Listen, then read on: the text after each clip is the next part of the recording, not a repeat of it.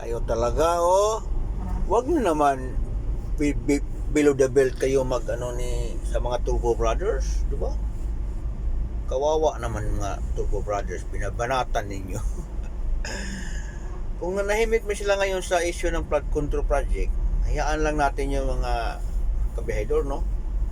Kasi di naman natin pwede diktahan yung mga Turbo Brothers, yung mga ganyan. Pero huwag naman sana below the belt talaga, no? Mayroon pag iba nag-comments nga nagmumura na talaga, no?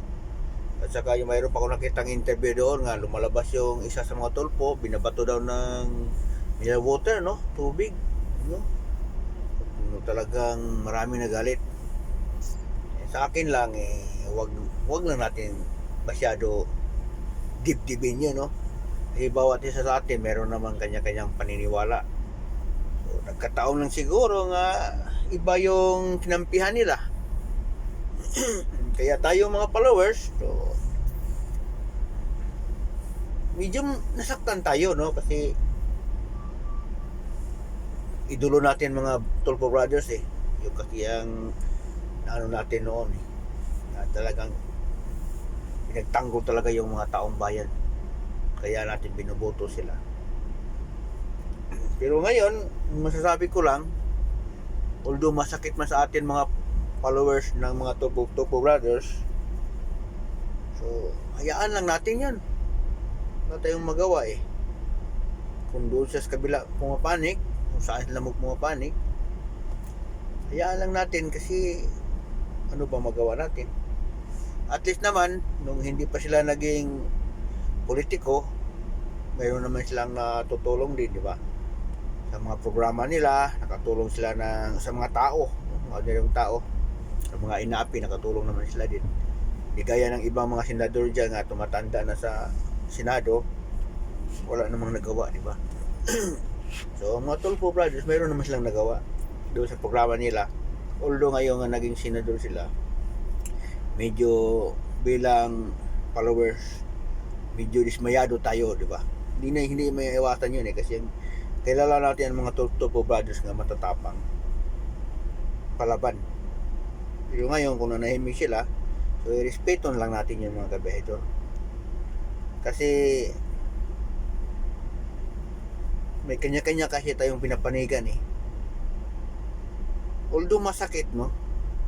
Talagang hindi na natin kakampi yung dati nating idolo ng mga Tulfo Brothers. Kahit nga ako nasaktan ako sa pangyayari eh. Kasi nung una pa talaga, idolo ko talaga yung mga Tulfo Brothers eh. So ngayon nga nagkaroon ng flood control project, hindi ko nakikita sila sa ano sa mga parang tahimik sila. Pero huwag naman sana nga porque nanahimik yun ano na natin, mag below the belt naman tayo, no? Gumawa tayo ng karahasan, batuhin natin ano. So ang ano lang natin, ipagdasal lang natin na sana magbago yung isip ng mga Tulfo Brothers. Sana makikita nila yung problema talaga, makikita nila yung paghihirap natin mga ordinaryong tao. Yan lang. Saka yung nanawagan pala na ano nga tumatakbo, parang pinipilit nila tumatakbo si Bip ng ano na pagka-presidente yung isa sa mga Tulfo Brothers. Huwag kayong manawagan ng ganyan kasi ang binabasihan kasi ninyo dahil sa mga followers ng Tulfo Brothers ay milyon-milyon sa Facebook at saka YouTube. Masasabi ko lang, hindi naman lahat na followers bumuboto yan pag tumatakbo ang mga brothers, ng Tulfo Brothers. Siguro kung hindi na nahimik sa issue ngayon, may pag-asa. Pero pag ganun sitwasyon, imposible, no? Hindi lahat, parang nahati-hati na yung mga supporters ni ng mga Tulfo Brothers.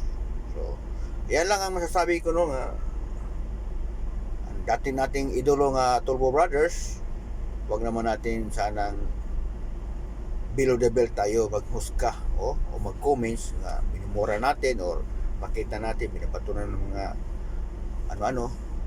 So, irespeto natin yung kanilang mga desisyon.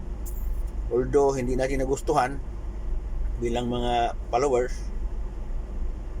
bilang tao, irespeto natin sila kasi kanya-kanya naman tayo ng pinapanigan eh.